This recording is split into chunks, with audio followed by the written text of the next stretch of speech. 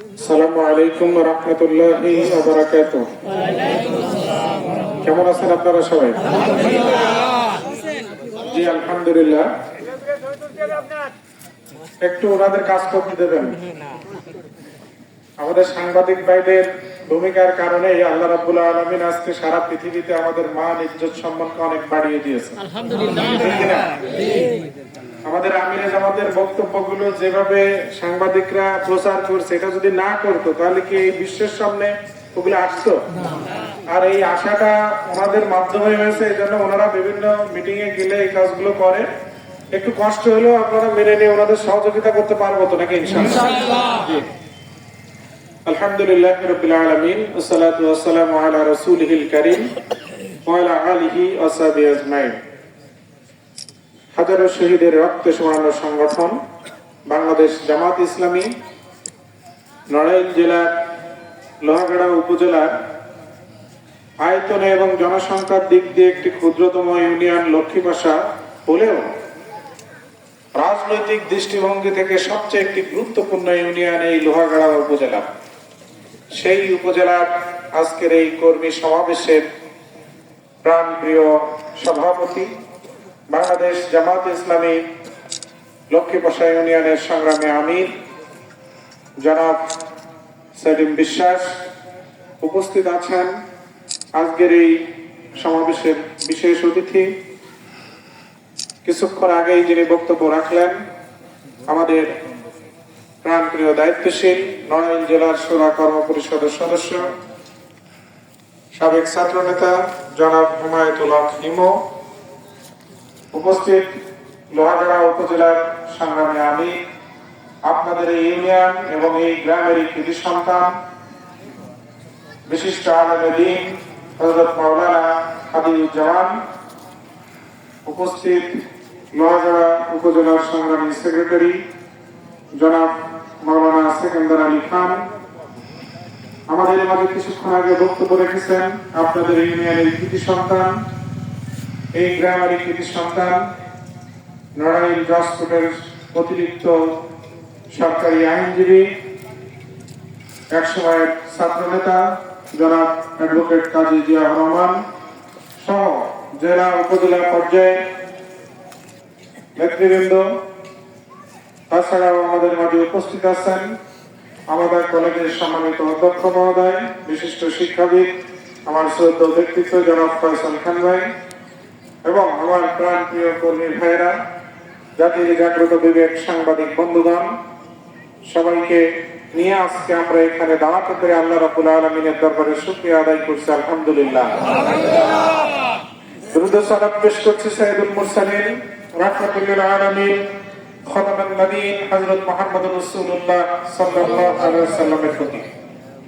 সম্মানিত ভাইয়েরা, আজকে গভীর শ্রদ্ধা ভরে স্মরণ করছি সেই সমস্ত তরুণ, ছাত্র, যুবক যারা তাদের জীবনের বিনিময়ে আমাদের মতো অসংখ্য মানুষ, যারা আমরা একসময় উন্মুক্ত পরিবেশে এসে দাঁড়াতে পারতাম না, যারা একসময় আমাদের বাক রুদ্ধ হয়ে গিয়েছিল, যারা আমাদের নিজেদের মৌলিক মানবাধিকার থেকে বারবার বছরের পর বছর বঞ্চিত হচ্ছিলাম, আমাদের আত্মীয় স্বজন, পিতা মাতা, ভাই বোন ইন্তেকালের পরেও যারা আমরা সেদিন সেই শেষ বিদায়ের সময় তাদের কাছে শরীক হতে পারি নাই, যারা অসংখ্য আনন্দ ঘন অনুষ্ঠান যা আমরা ইচ্ছা থাকা সত্ত্বেও সেখানে উপস্থিত থাকতে পারি নাই, যারা আমরা বাড়ি ছাড়া ছিলাম, ঘর ছাড়া ছিলাম, রাতের পর রাত, দিনের পর দিন নিজ বাড়ি থেকে আমরা বিতাড়িত ছিলাম, যারা আমরা এক সময়ে অসংখ্য মানুষের মধ্যে মনে হতো আমরা মনে হয় মানুষের কাতারে পড়ি না, এমন কিছু মানুষ যাদেরকে আল্লাহ রাব্বুল আলামিন যাদের বিনিময়ে আজকে এখানে এসে দাঁড়ানোর, জীবনের বিনিময়ে দাঁড়ানোর সুযোগ করে দিয়েছেন, জুলাই আগস্টের নিহত বিপ্লবের সেই সমস্ত ছাত্র যুবকদেরকে আল্লাহ রাব্বুল আলামিনের কাছে ফরিয়াদ করি আল্লাহ তাদেরকে শহীদ হিসেবে কবুল করুন। যারা এখন আহত অবস্থায় বাংলাদেশের বিভিন্ন হাসপাতালে মুমূর্ষু অবস্থায় তাদের দিনাতিপাত করছেন, আল্লাহর কাছে ফরিয়াদ করে আল্লাহ রাব্বুল আলামিন তাদেরকে দ্রুত সুস্থতার নিয়ামত দিয়ে পরিপূর্ণ করে দিন। সম্মানিত ভাইয়েরা আমার, আজকে এখানে দাওয়াতে যে আমাদেরকে অনেক ত্যাগ স্বীকার করে আসতে হয়েছে।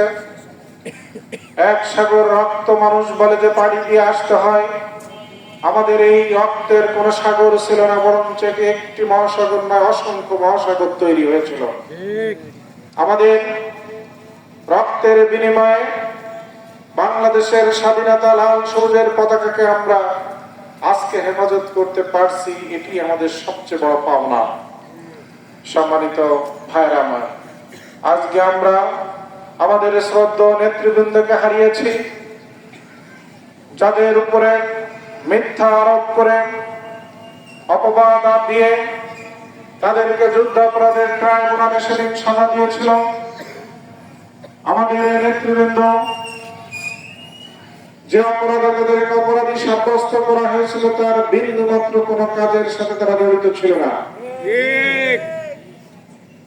সেদিন তাদেরকে মিথ্যা ট্রাইব্যুনাল তৈরি করে মিথ্যা মামলা দিয়ে মিথ্যা সাক্ষ্য হাজির করে তাদেরকে সেদিন বিচারের নামে অবিচার করে পৃথিবীর বুক থেকে বিদায় করে দেওয়া হয়েছিল।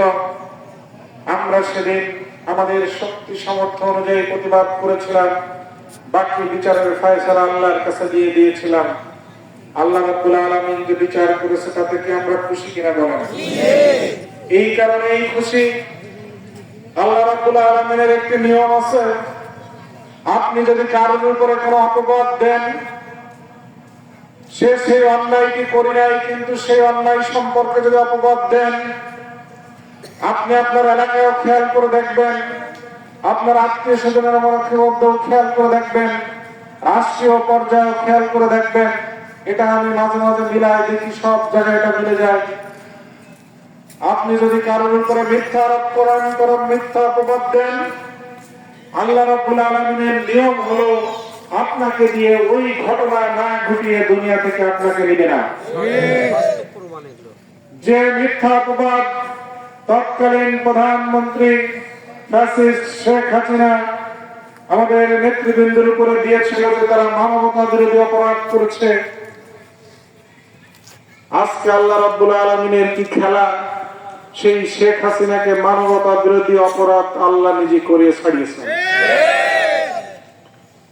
আমাদের নেতৃবৃন্দর মানবতা বিরোধী অপরাধের প্রমাণ দেওয়ার জন্য, সাক্ষী দেওয়ার জন্য বিভিন্ন এলাকায় যে কিছু কচু চোর, কলা চোর, মাছ চোর, মুরগি চোর ধরে ধরে বলেছিল, তোমরা যদি আজকের বিরুদ্ধে আমাদের কথা মতো এই সাজানো সাক্ষী দাও, তোমাদেরকে ঢাকায় ফ্ল্যাট দেয়া হবে, বাড়ি দেয়া হবে, গাড়ি দেয়া হবে, তোমাদের সন্তানদেরকে চাকরি দেয়া হবে। অনেকে এটা অস্বীকৃতি জানিয়েছিল এবং অনেকে বলেছিল অর্থের লোভে। সেদিন তারা বলেছিল যে হ্যাঁ আমি রাজি আছি। তাদেরকে ডেকে নিয়ে সেদিন ঢাকায় নিয়ে একটি বাড়ি ভাড়া করে সেখানে আইনজীবীরা সাক্ষী কিভাবে দিতে হবে তার প্রশিক্ষণ দিয়েছিল। সত্য ঘটনা যদি হয় আদালতে বলতে কি কোনো প্রশিক্ষণ লাগে? যে সময় মিথ্যাটাকে সাজিয়ে সত্য বানাতে হয় তখন সেটার ভালো একটা ট্রেনিং লাগে। সরকার সেই ট্রেনিং এর ব্যবস্থা সাক্ষীদের জন্য করেছিল। তার মধ্যে দিয়েও অনেকে সেদিন বলেছিল ঠিক আছে আমরা সাক্ষী দিব, কিন্তু আমরা মিথ্যা সাক্ষী দিতে পারবো না, আমরা যে সত্য সাক্ষীটি কোর্টে যেয়ে দিব। যারা এটা চেয়েছিল তাদেরকে সেদিন কোর্টের বারান্দা থেকে ধরে নিয়ে গ্রেফতার করে গুম করে তাকে বিদেশে পাচার করে দেওয়া হয়েছিল। সম্মানিত ভাইরা আমার, কিন্তু আজকে আপনারা একটু এখানে বলেন তো, লক্ষ্মীবাসা ইউনিয়নবাসী, শেখ হাসিনার বিরুদ্ধে আজকে মানবতা বিরোধী যে অপরাধ তিনি করেছেন, আমাদেরকে নতুন করে সময় নিয়ে আর আইন করা লাগে নাই, আমাদেরকে ট্রাইব্যুনাল নতুন করে গঠন করা লাগে নাই, বরঞ্চ আল্লাহ রাব্বুল আলামিন সব কিছু শেখ হাসিনা দেখে সাজিয়ে রেখেছিলেন। আমরা সেদিন চিৎকার দিয়েছিলাম যে এই আইনে বিচার করেন না। উনি বলছিলেন এই আইন হলো সবচেয়ে ভালো আইন, স্বচ্ছ আইন, নিরপেক্ষ আইন, এই আইন দিয়েই বিচার করা যাবে। আজকে আমাদের নতুন কোন আইন তৈরি করা লাগছে না। শেখ হাসিনার যে আইন, সেই আইন দিয়েই কি তার বিচার করা যাচ্ছে। আর সেদিন টাকা দিয়ে, বাড়ি দিয়ে, গাড়ি দিয়ে সাক্ষী হাজির করাতে চেয়েছিল। আজকে কি শেখ হাসিনার বিরুদ্ধে সাক্ষী দেওয়ার জন্য কোন মানুষকে কি বাড়ি, গাড়ি, লোভ, লালসা এসব কোনো কিছু দেওয়া দরকার আছে?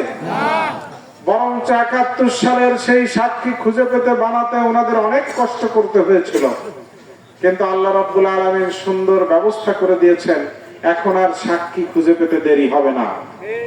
বরঞ্চ কেউ যদি এখন শোনে যে আজকে শেখ হাসিনার বিরুদ্ধে সাক্ষী দিতে হবে, বাংলাদেশের লক্ষ লক্ষ মানুষ নিজ খরচে, নিজ খেয়ে ঢাকায় যে আজকে সাক্ষী দেওয়ার জন্য প্রস্তুত। আল্লাহর বিচার বড় কঠিন। আমরা সেদিন বিচার দিয়েছিলাম আল্লাহর কাছে, আর আল্লাহ শেখ হাসিনাকে সেই মানবতা বিরোধী অপরাধ করিয়ে ছেড়েছেন। আর তার বিচারের জন্য আজকে সাক্ষীর কোনো অভাব নাই, বাজির কোনো অভাব নাই, প্রমাণের কোনো অভাব নাই। আমাদের সাংবাদিক ভাইদের হাজার হাজার ভিডিও, ছবি, ডকুমেন্ট এখন রেডি। সেগুলো ট্রাইব্যুনালে দেখালেই সব সাক্ষী সেটা হয়ে যাবে। প্রিয় ভাইরা আমার, আজকে আমাদের উপরে সেভাবে জুলুম করেছে, আমাদেরকে বাড়ি ঘর ছাড়া করেছে। আমরা বাড়ি ঘরে থাকতে পারতাম না, সেদিন কোনো আমাদের উপায় ছিল না। আমাদেরকে অনেকে অনেক কথা বলেছেন।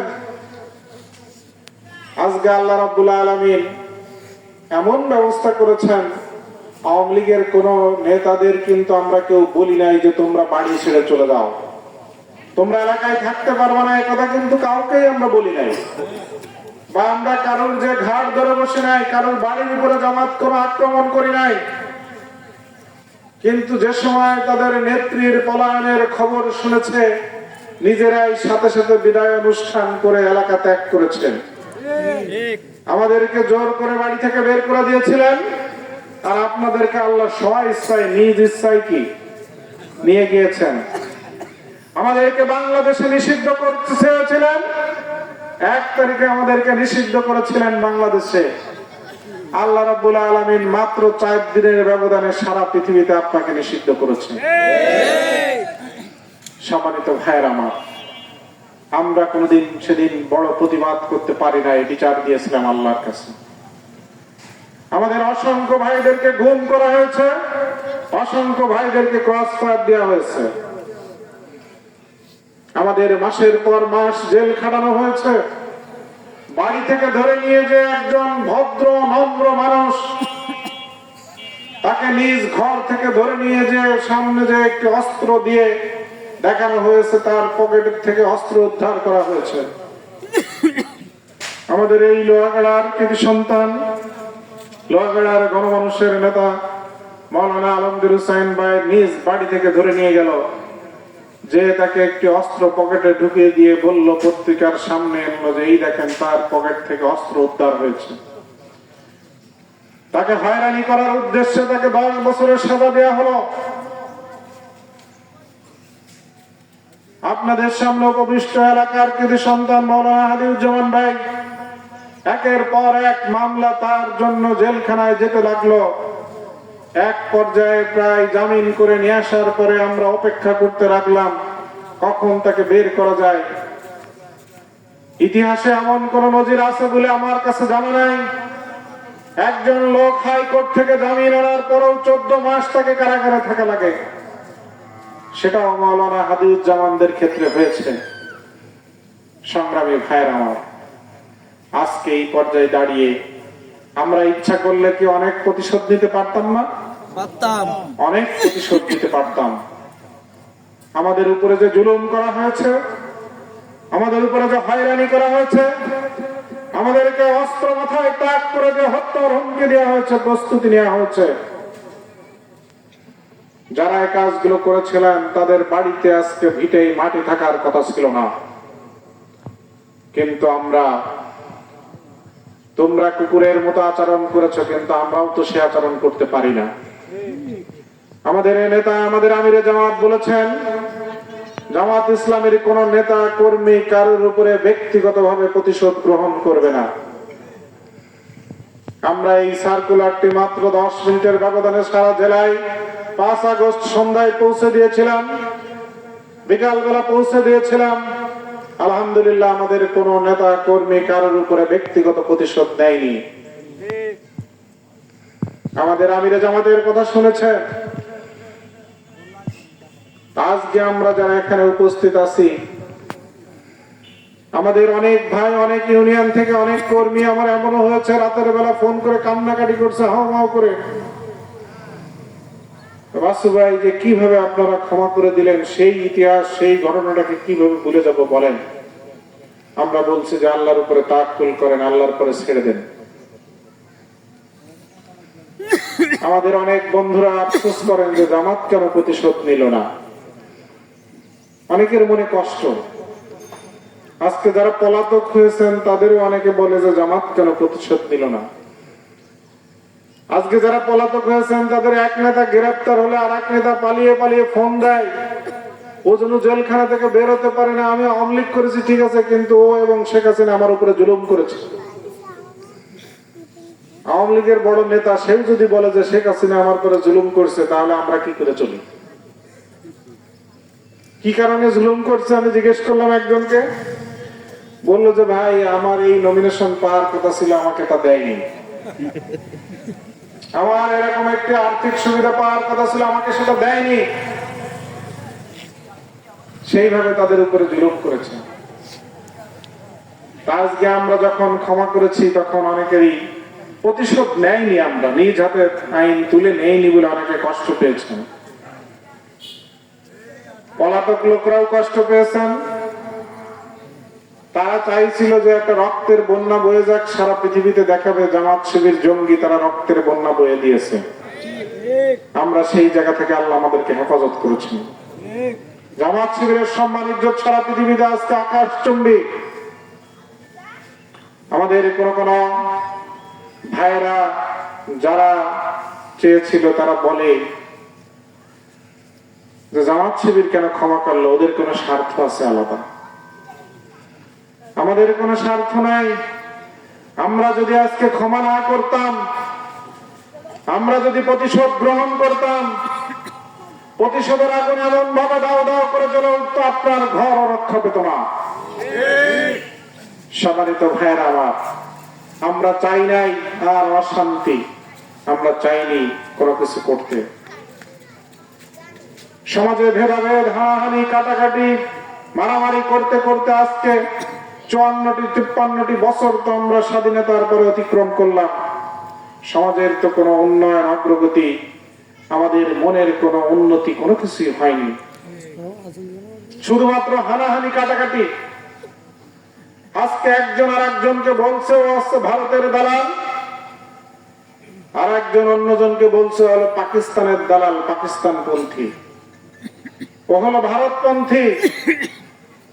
আজকে আমি এখানে দাঁড়িয়ে কথাই বলতে চাই, আমরা কেউ ভারতের দাঁড়াবো না, পাকিস্তানের দাঁড়াবো না। বাংলাদেশিরা যেদিন নিজেকে ভাবতে পারবে বাংলাদেশ পন্থী, সেই দিনই বাংলাদেশের উন্নয়ন এবং অগ্রগতি সম্ভব। আগামী দিনে আমরা সেরকম একটি বাংলাদেশ পন্থীর জনগণ আমরা তৈরি করতে চাই। জনগণের মন থেকে এই ধোঁয়া আমরা দূর করতে চাই। একজন আর একজনকে পাকিস্তানপন্থী বলবে, আর একজনকে ভারতপন্থী বলবে, এটা আর আমরা শুনতে চাই না। বরঞ্চ আমরা সকলে বাংলাদেশী এবং বাংলাদেশ পন্থী, সেরকম একটি দেশ আমরা গড়তে চাই। সংগ্রামী ভাইয়ের আমার, আমরা যখন এই কথা বলছি, এভাবে চলছি, হানাহানি, মারামারি, কাটাকাটি সব করছি, কেউ কেউ বলছেন যে জামাত ইসলামী ভোটের লোভে এই কাজগুলো করে। জামাত ইসলামের এত ভোট লাগবে না। জামাত 53 বছর ক্ষমতায় আসে নাই স্বাধীনতার পরে, এটা জামাতের কোনো ক্ষতি হয়নি। কারণ রাজনীতিকে, ভোটকে, ক্ষমতাকে আমরা কোনো বাণিজ্য হিসেবে মনে করি না। আমরা যারা আজকে এই সমাজে এসেছি, আমরা যেমন একজন জামাতের কর্মী, ঠিক আমরা নিজেদেরকে একজন সমাজের সেবক হিসেবে মনে করি। আমি জামাতের কর্মী হিসাবে ইসলামের হুকুম আকাম ইসলামের নির্দেশনাগুলো যেভাবে পালন করা দরকার সেভাবে চেষ্টা করি। আবার আমরা ঠিক সমাজের যে অন্যায়, অত্যাচার, জুলুম, নির্যাতন, অবিচার, অপশাসন, তার মধ্যে দিয়েও কার পাশে যে কার কতটুকু উপকার করা যায়, সেবা করা যায়, এটা আমাদের একটা সবচেয়ে গুরুত্বপূর্ণ এবং নৈতিক দায়িত্ব। আমরা সেই কাজটা করি। এটা ক্ষমতার বাইরে থাকলেও আমরা করতে পারি, ক্ষমতার যেও আমরা আরো ভালোভাবে করতে পারবো যদি কোনোদিন সুযোগ হয়, ইনশাআল্লাহ। সম্মানিত ভাইরা, আর এই সেবা করতে যে আমরা যে কাজগুলো করি সে কাজগুলো জনগণের সামনে আসছে স্পষ্ট। জনগণকে আর বিভ্রান্ত করা যাবে না। মানুষ আজকে চিন্তা করা শুরু করেছে, সব দল দেখা শেষ, এখন আমরা একটাই পথ দেখবো, একটাই দল আছে, সেটা হলো জামাত ইসলামী। আর সেই জামাতের দিকে জনগণ যে সময় ঢুকে আসছে, তখন অনেকেই আমাদের বিরুদ্ধে অনেক অপপ্রচার চালাচ্ছেন।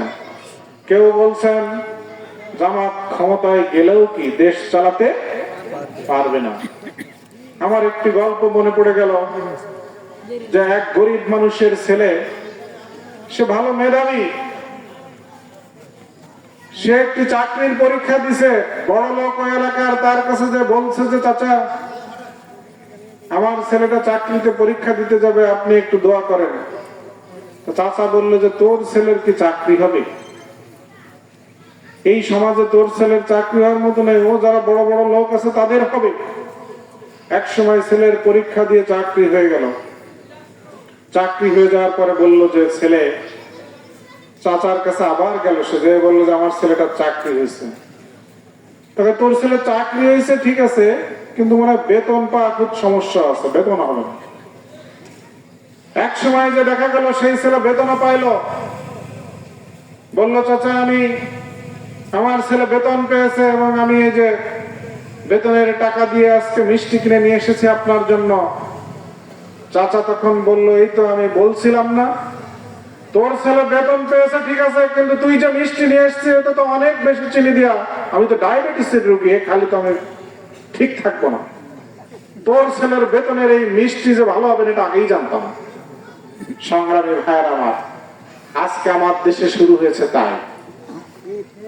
জামাত ইসলামী ক্ষমতায় যদি যায়ও তাহলে চালাতে পারবে না। ক্ষমতায় যে দেশ চালাতে কি লাগবে ভাই?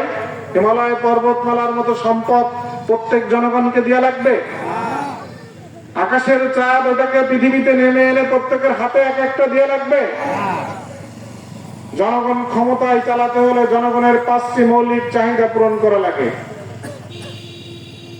খাদ্য, বস্ত্র, বাসস্থান, চিকিৎসা, শিক্ষা। ঠিক আছে কিনা? এই 5টি চাহিদা পূরণের জন্য জামাত ক্ষমতায় এ পর্যন্ত কোনোদিনও না এসেও, ক্ষমতার বাইরে থেকেও যারা ক্ষমতায় থাকছে তাদের সবচেয়ে বড় শত্রু হওয়ার পরেও জামাত সবচেয়ে এই কাজগুলো বেশি করেছে, আলহামদুলিল্লাহ। আমরা শত শত হাসপাতাল তৈরি করেছি, ওষুধ কোম্পানি তৈরি করেছি, যেখানে মানুষ অল্প খরচে ভালো চিকিৎসা পায়, অল্প খরচে ভালো ওষুধ পায়। কে আর পেরেছেন আপনারা বলেন এদেশে রাজনীতি করতে যারা আসেন? আমরা এদেশের মানুষের শিক্ষার চাহিদা পূরণ করার জন্য স্কুল, কলেজ, মাদ্রাসা, ভার্সিটি অসংখ্য তৈরি করেছি। বাংলাদেশে যত বেসরকারি ইউনিভার্সিটি আছে, জামাত তৈরি করা ইউনিভার্সিটি গুলোর সবচেয়ে আজকে টপ লেভেলের ভার্সিটিতে দেশে পরিণত হয়েছে। আজকে আমরা দেশের মানুষের খাদ্যের চাহিদা যোগান দেওয়ার জন্য অসংখ্য প্রতিষ্ঠান তৈরি করে চাকরির ব্যবস্থা করেছি। ইবনে সিনা হাসপাতাল, ইসলামী ব্যাংক হাসপাতাল, ইবনে সিনা ওষুধ কোম্পানি, ইসলামী ব্যাংক, এগুলো তৈরি করার মাধ্যমে লক্ষ লক্ষ মানুষের চাকরির মাধ্যমে এদেশের লক্ষ লক্ষ পরিবারের আজকে খাদ্যের যোগান আল্লাহ এখান থেকে দিচ্ছেন। আমরা মানুষের খাদ্যের চাহিদা পূরণ করেছি। বাসস্থান, যেখানে যার যতটুকু আমাদের ক্ষতি পড়ে, চোখে পড়ে, ঘূর্ণিঝড় আয়লা, বন্যা, খরায় যদি বিধ্বস্ত হয়ে যায়, আমরা তাদের পাশে যে ঘর বাড়ি তৈরি করার জন্য আমরা লক্ষ লক্ষ টাকা দিয়েছি, কোটি কোটি টাকা দিয়েছি।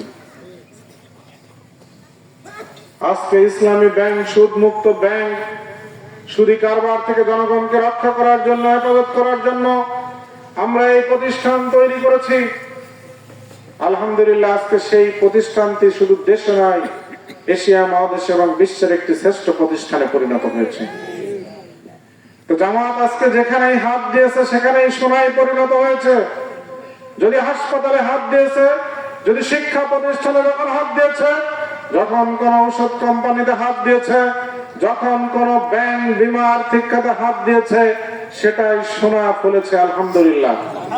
আজকে বাংলাদেশের মানুষ এগুলো দেখে তাদের দৃঢ়ভাবে বিশ্বাস হয়েছে, যদি আজকে এই দুর্নীতিবাজ, টেন্ডারবাজ, চাঁদাবাজ, সন্ত্রাসীদের হাতে দেশ না দিয়ে আমরা জামাতের সৎ, নীতিবান, আদর্শবান, চরিত্রবান নেতা কর্মীদের হাতে দেশ পরিচালনার দায়িত্ব দিই, তাহলে দেশটি একদিন সোনায় পরিণত হবে ইনশাআল্লাহ।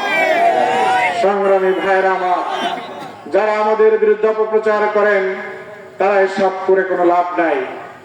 আমাদের এই দেশে যদি জামাত ইসলামী ক্ষমতায় আসে, মহিলাদেরকে নাকি ঘর থেকে বের হতে দেওয়া হবে না। আজকে মহিলারা কেন ঘর থেকে বের হতে পারে না? আমার মেয়ে, আমার স্ত্রী, আমার বোন, আমার মা কেন আজকে রাস্তায় বেরোতে ভয় পায়? ভয় পায় যে কখন ইফটিজিং করে, কখন ধর্ষণ করে, কখন অপহরণ করে। এটাই তো টেনশন। এই ধর্ষণ, এই অপহরণ, এই ইফটিজিং, এর সাথে কি লক্ষ্মী বসার কোন জামাত নেতা কর্মী জড়িত আছে? লোহাগড়া উপজেলার কোন জামাত কর্মী জড়িত আছে? নড়াইল জেলার আছে? বাংলাদেশের কোথাও জামাতের কোন নেতা কর্মী এই কাজের সাথে জড়িত না। আজকে এখানে দাঁড়িয়ে চ্যালেঞ্জ করে বলছি, আমার কোন রাজনৈতিক বন্ধুরা যদি আজকে আপনারা বলতে পারেন জামাতের নেতা কর্মীরা এই কাজের সাথে জড়িত, আমরা কোনদিন আর জামাতের কথা বলার জন্য আপনাদের সামনে আসবো না। কিন্তু যে বন্ধুরা আজকে আমাদের বিরুদ্ধে অপপ্রচার করেন, তারাই প্রবাসীর বউ নিয়ে ভেঙে পড়েন, তারাই আজকে ইফটিজিং করেন, তারাই স্বামীকে গাছে বেঁধে রেখে তার সামনে তার স্ত্রীকে ধর্ষণ করেন, তারাই আজকে 100টা ধর্ষণ করার পরে সেঞ্চুরি উদযাপন করেন। প্রিয় ভাইরা আমার, এই অপপ্রচার করে খুব বেশি কোনো লাভ নাই। আজকে জামাত ইসলামী যদি কোনদিন ক্ষমতায় আসে, আমাদের মা বোনেরা, তারা আমাদের মায়ের জাতি, তারা নির্বিঘ্নে নিশ্চিন্তায় তাদের যার যার কর্ম সেই করতে পারবে। রাতের অন্ধকারে লোহাগড়া থেকে যদি একজন ষোড়শী তরুণী নড়াইল শহরে যায়, কেউ তার দিকে চোখ তুলে তাকাতে পারবে না। আমরা সেরকম একটি সমাজ তৈরি করবো ইনশাআল্লাহ। প্রিয় ভাইরা আমার, আজকাল একটা অপপ্রচার করা হয়, হিন্দুদের ঘর বাড়ি সব দখল টকল করে তাদেরকে প্যাকেট করে ওই পারে পাঠিয়ে দেবে জামাত। আমার হিন্দু দাদা বাবুদের উদ্দেশ্যে আমি বলতে চাই, স্বাধীনতা যুদ্ধের পর থেকে এ পর্যন্ত হিন্দুদের বাড়ি, গাড়ি, জমি, দোকান পাট, ক্ষেত যা দখল হয়েছে, অন্যরা করেছে, তাদের হাত থেকে বেদখল হয়েছে, কয়জন জামাত ইসলামীর লোক নিয়েছে আজকে সেটা আপনারা একটু দেখান। আমি আজকে এখানে দাঁড়িয়ে চ্যালেঞ্জ করছি, জামাতের একজন নেতা কর্মী এই কাজের সাথে জড়িত নয়। আমি সব দলের রাজনৈতিক নেতাদের, বন্ধুদের অনুরোধ করব, আপনারা বাজারে, হাটে ঘাটে দাঁড়িয়ে এই চ্যালেঞ্জ করে যান যে আপনার কোন নেতা কর্মী এই কাজের সাথে জড়িত না। বরঞ্চ 5 তারিখের পরে আমরা খেয়াল করেছি, যারা 5 তারিখের আগে এক ভাইয়ের মোটরসাইকেলে ছিলেন, তারা 5 তারিখ সন্ধ্যা থেকে আর এক ভাইয়ের মোটরসাইকেলে লাফ দিয়ে উঠে পড়েছেন। তারাই আজকে যত লুটপাট, তারাই আজকে যত অন্যায়, অবিচার, চাঁদাবাজি সমাজে তারাই সব করছেন। এরা কোন রাজনৈতিক দলের প্রকৃত কর্মী না। যদি আমার দলে থাকে সে আমার দলের কর্মী না, যদি অন্য কোন রাজনৈতিক দলে থাকে সেই দলেরও কর্মী সে না। কারণ সে সুযোগ সন্ধানী, আর এই সুযোগ সন্ধানীদেরকে যারা জায়গা দেয়, জনগণ তাদেরকে দূরে ঠেলে দেয়। আজকে সেই পরিস্থিতি আমার দেশে তৈরি হয়েছে। আজকে হিন্দুদের বাড়িঘর আমরা দখল করি নাই। 5 তারিখের পরে কারা হিন্দুদের বাড়িঘর লুটপাট করেছে, কারা হিন্দু ভাইদের গরু নিয়ে যে পিকনিক করে খেয়েছে, কারা স্বর্ণ অলংকার ছিনতাই করেছে এটা নড়াইলবাসী জানে। আমার নেতা কর্মীরা তাদের বাড়িতে যে উদ্ধার করে নিয়ে এসেছে স্বর্ণ অলংকার, অর্থ সম্পদ উদ্ধার করে এনে আবার হিন্দুদের বাড়িতে পৌঁছে দিয়েছে। আলহামদুলিল্লাহ। হিন্দু ভাইদের দোকানপাট খুলতে পারতো না এই লোহাগাড়া বাজারে। আমার নড়াইল রূপগঞ্জ বাজারে, যেটা নড়াইলের সবচেয়ে বড় ব্যবসা কেন্দ্র, আমরা সেই রূপগঞ্জ বাজারে আমি নিজে যে 200-300 লোক নিয়ে হাজির হয়ে সকল দোকানগুলো আমরা খুলে দিয়েছিলাম এবং বলেছিলাম কে চাঁদা নিতে আসে আপনারা একটু আমাদেরকে শুধু বলবেন। আমরা শুধু খুলে দেয়নি, যখন পুলিশ ছিল না, বিডিআর ছিল না, আর্মি ছিল না, রাষ্ট্র ছিল অরক্ষিত, সমাজ ছিল অরক্ষিত, তখন আমরা একটানা 15 দিন গুরুত্বপূর্ণ বাজারগুলোতে পাহারাও দিয়েছি।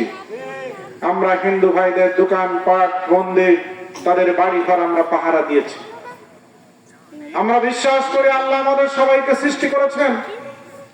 এখানে আমরা সৃষ্টির মধ্যে কোনো পার্থক্য করি না। আজকে যখন বৃষ্টি হয় তখন মুসলমানের বাড়ি বৃষ্টির পানি পড়ে আর হিন্দুর বাড়ি পড়ে না, এমন নাকি? জামাত নেতা কর্মীদের বাড়ি পড়ে আর অন্য বাড়ি পড়ে না, এমন? বরঞ্চ আজকে সবার বাড়ি পড়ে। ঝড় যখন ওঠে তখন জামাতের নেতা কর্মীদের ঘর বাড়ি গাছপালা ভালো থাকে, আওয়ামী লীগ আর বিএনপি আলাদের সব ভেঙে চুরমার করে দেয়, এমন হয়? এমন হয় না। তাহলে তো সৃষ্টির উপরে যিনি স্রষ্টার তো কোনো অবিচার নাই। কিন্তু আজকে কেন আমরা এই অবিচার শুরু করেছি? আমরা বিশ্বাস করি না দেশে কোনো সংখ্যালঘু আছে, এদেশে কোনো সংখ্যা গুরু আছে, এটা আমরা বিশ্বাস করি না। আমরা সবাই বাংলাদেশি, কেউ এখানে সংখ্যা গুরু না, সংখ্যালঘু না। যার সাথে ছোটবেলায় একসাথে হিন্দু ভাইদের সাথে মানুষ হয়েছি, লেখাপড়া শিখে বড় হয়েছি, খেলাধুলা করে বড় হয়েছি, একই পাড়ায় বসবাস করেছি, একই বাজারে বাজার করছি, সেখানে আজ সংখ্যালঘু হবে। এই সংখ্যালঘু কথাটা বলেই তাদের উপরে জুলুম করাটা জায়েজ করা হয়, তাদের উপরে অত্যাচার করা জায়েজ করা হয়। আমাদের আমিরে জামাত রাষ্ট্রের কাছে দাবি তুলেছেন এই সংখ্যালঘু এবং সংখ্যাগুরু এই শব্দটাকে তুলে দিতে হবে। আজকে হিন্দু ভাইয়েরা জামাতের বিপদ আপদে জামাতের কাছে এসে যে সহযোগিতা পাচ্ছে, এটা অনেকের সহ্য হচ্ছে না। তারাই এটা নিয়ে আজকে বিভিন্ন জায়গায় বিভিন্ন রকম কথা বলছেন। আজকে জনগণকে আর ভূগোল বোঝানোর সময় নাই। জনগণ ভূগোল বুঝতে বুঝতে আজকে 53টি বছর পার করে এসেছে। আমার বিশ্বাস আগামী দিনে বাংলাদেশের জনগণ সিদ্ধান্ত নিতে ভুল করবে না ইনশাআল্লাহ। আমরা রক্ত দিয়েছি, আমরা জীবন দিয়েছি, আমরা গুম হয়েছি, আমরা বাড়িঘর ছেড়েছি, আমাদের বাড়িঘর ভাঙচুর করে চোরমার করা হয়েছে। আমরা ব্যক্তিগতভাবে কোনো প্রতিশোধ নেইনি, শুধুমাত্র বিচার দিয়ে দিয়েছিলাম আল্লাহ রাব্বুল আলামিনের কাছে। আজকে আল্লাহ রাব্বুল আলামিন যে বিচার করেছে আমরা এর উপরে সন্তুষ্ট। কিন্তু আমরা দেশীয় আইনে অবশ্যই বিচার চাই। যারা যতটুকু অকাম করেছেন, অপকর্ম করেছেন, কুকর্ম করেছেন, সেই বিচার তাদের হোক, এটা আমরা দেখতে চাই। সংগ্রামী ভাইরা, আসুন আগামী দিনের সুন্দর বাংলাদেশ গড়ার কাজে আমরা যারা এখানে আছি, যার যার পাড়া মহল্লায়, যার যার এলাকায়, যার যার আত্মীয় স্বজনের মাঝে আমাদের একটি পজিটিভ দাওয়াত পৌঁছে দিতে হবে যে আমরা আর হানাহানি করতে চাই না, আমরা আর কাটাকাটি করতে চাই না, আমরা আর ভেদাভেদ করতে চাই না। কে কওমিয়া, কে আলিয়া, কে তাবলীগ, কে হেফাজত, কে চরমোনাই, কে জামাত, এটা আর দেখার সময় নাই। বরং আজকে মুসলমানদেরকে একটি প্ল্যাটফর্মে দাঁড়াতে হবে। দেশ গড়ার কাজে কে আওয়ামী লীগ, কে বিএনপি, কে জামাত, জাতীয় পার্টি, এটা আর ভেদাভেদ করা যাবে না।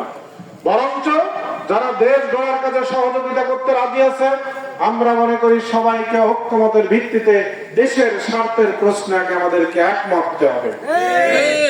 সব দলের সব মানুষ খারাপ না, খারাপ হয় 2-3% মানুষ, বাকি কি সবাই খারাপ হয়? আজকে জন্য আমরা বলছি যারা 2-3% খারাপ, তারা তাদের মতো আগেই কেটে পড়েছেন। বাকি যারা আছে কেউ আমাদের শত্রু না। দেশ গড়তে হলে আমাদের সবাইকে লাগবে, কি ঠিক কিনা? কিন্তু যারা সন্ত্রাসী করেছে, যারা অপকর্ম করেছে, যারা সমাজের ক্ষতি করেছে, আমরা চাইবো তারা এখানেই থাকার বিদেশে থাক, সবার বিচার নিশ্চিত করতে হবে।